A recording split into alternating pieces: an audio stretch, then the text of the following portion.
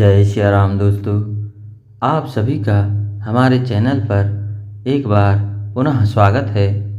आज मैं आप लोगों को सुंदरकांड से संबंधित कुछ प्रश्नों के उत्तर बताने जा रहा हूं, जिसमें प्रथम प्रश्न है, सुंदरकांड में किसका वर्णन है।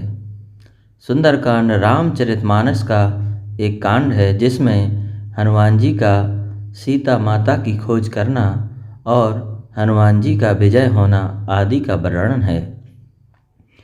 प्रश्न दूसरा है, सुंदरकांड का नाम सुंदरकांड क्यों पड़ा अथवा सुंदरकांड नाम क्यों रखा गया। सुंदरकांड नाम होने के पीछे विभिन्न तर्क दिए गए हैं, जिनमें से कुछ इस प्रकार हैं। इसमें हनुमान जी जब माता सीता की खोज के लिए लंका गए, तब उन्होंने भगवान श्री राम के द्वारा दी गई अंगूठी उन्हें दी और अपनी पहचान बताई, जिसके बाद माता सीता ने उन्हें आशीर्वाद दिया। अतः इस संपूर्ण सुंदर घटना के चित्रण को बताने के लिए सुंदरकांड नाम रखा गया। दूसरा तर्क यह दिया जाता है कि लंका 3 पर्वतों पर बसी थी, जिनमें से एक पर्वत का नाम सुंदर था। ऐसा माना जाता है कि सुंदर पर्वत पर ही अशोक वाटिका थी, अतः इसलिए इसका नाम सुंदरकांड रखा गया। तीसरा तर्क यह दिया जाता है कि पाठ में हनुमान जी के अदम्य साहस, सूझबूझ और सभी परीक्षाओं में विजय होने का वर्णन है, अतः इसका नाम सुंदरकांड रखा गया। अगला प्रश्न बहुत ही महत्वपूर्ण है, ध्यान से सुनिएगा। सुंदरकांड का पाठ कैसे करें। सुंदरकांड पाठ करने के लिए विभिन्न बातें ध्यान में रखना अति आवश्यक होता है। शुद्धता का ध्यान रखना।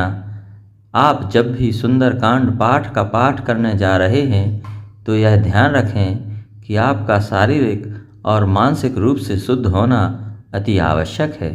दूसरी ओर आप जिस स्थान पर सुंदरकांड पाठ कर रहे हैं उस स्थान की शुद्धता का ध्यान रखना अति आवश्यक है।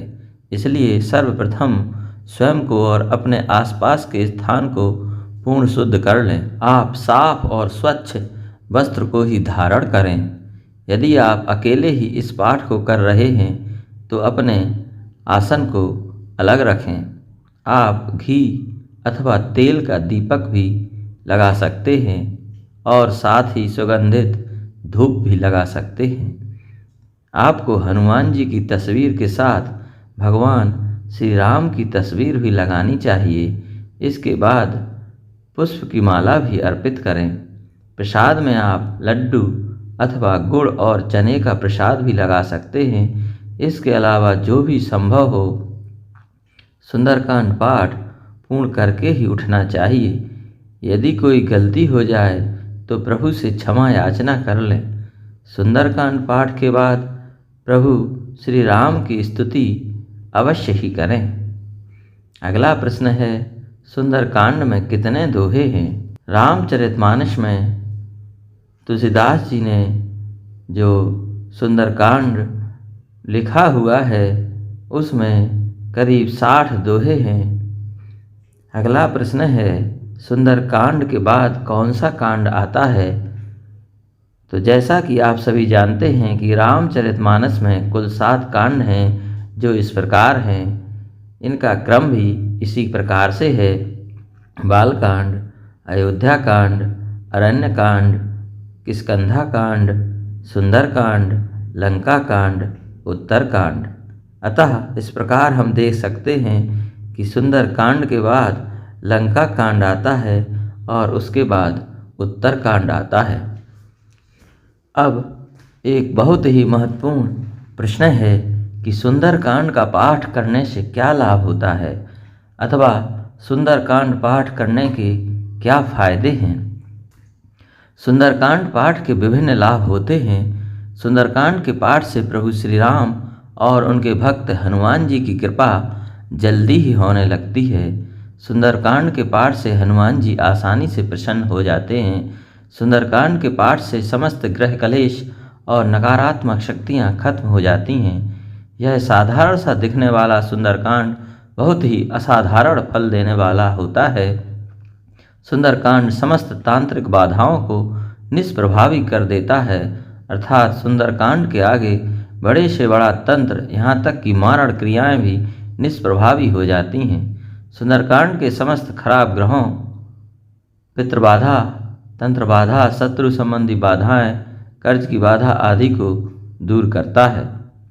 विद्यार्थियों को परीक्षाओं में सफल होने के लिए सुंदरकांड का पाठ अवश्य ही करना चाहिए। ऐसा माना जाता है कि सुंदरकांड के पाठ से जहां आध्यात्मिक और मानसिक शांति मिलती है, वहीं दूसरी ओर शारीरिक बल और बुद्धि भी बढ़ती है। ऐसा माना जाता है कि जो सुंदरकांड का पाठ करता है उसके समस्त रोग दोष समाप्त हो जाते हैं। सुंदरकांड पाठ करने से समस्त भय दूर हो जाते हैं। अब एक और प्रश्न है, सुंदरकांड का महत्व क्या है? सुंदरकांड का पाठ बहुत ही अधिक महत्व वाला है, जो कि इस प्रकार है। सुंदरकांड का पाठ करने से जीवन में कभी कोई संकट नहीं रहता है। सुंदरकांड का पाठ करने से शारीरिक और मानसिक रूप से लाभ मिलता है। सुंदरकांड पाठ करने से आध्यात्मिक बल में बढ़ोतरी होती है। सुंदरकांड का पाठ करने से हनुमान जी की कृपा होने लगती है। सुंदरकांड का पाठ करने से जीवन की समस्त परेशानियां धीरे धीरे दूर होने लगती हैं। सुंदरकांड का पाठ करने से जीवन में दुखों का नाश होता है। सुंदरकांड का पाठ करने से परीक्षाओं में सफलता मिलती है। सुंदरकांड का पाठ करने से आंतरिक शक्ति बढ़ती है। सुंदरकांड का पाठ करने से मनोवैज्ञानिक रूप में भी फायदा मिलता है। सुंदरकांड पाठ करने से समस्त परेशानियों से लड़ने की आत्मशक्ति आ जाती है। प्रश्न है कि सुंदरकांड का पाठ कितने बजे करना चाहिए? यदि सुंदरकांड का पाठ प्रातः काल ब्रह्म मुहूर्त में करें तो अधिक फलदायी होता है, अन्यथा इसे सायंकाल में भी किया जा सकता है। इस बारे में भिन्न भिन्न लोगों के भिन्न भिन्न मत हैं, परंतु यदि हम अपने प्रभु की ही आराधना कर रहे हैं तो क्या हम उसके लिए कोई मुहूर्त देखेंगे? जो संपूर्ण जगत के पालनहार हैं, उनकी पूजा और ध्यान के लिए हमें आवश्यक यह है कि उनका श्रद्धा और प्रेम पूर्वक ध्यान करें।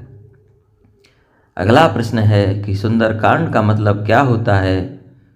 तो रामचरितमानस में कुल 7 कांड हैं, जिनमें से एक है सुंदरकांड।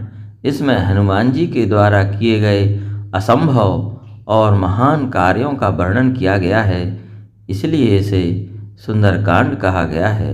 बोलिए जय जय श्या राम।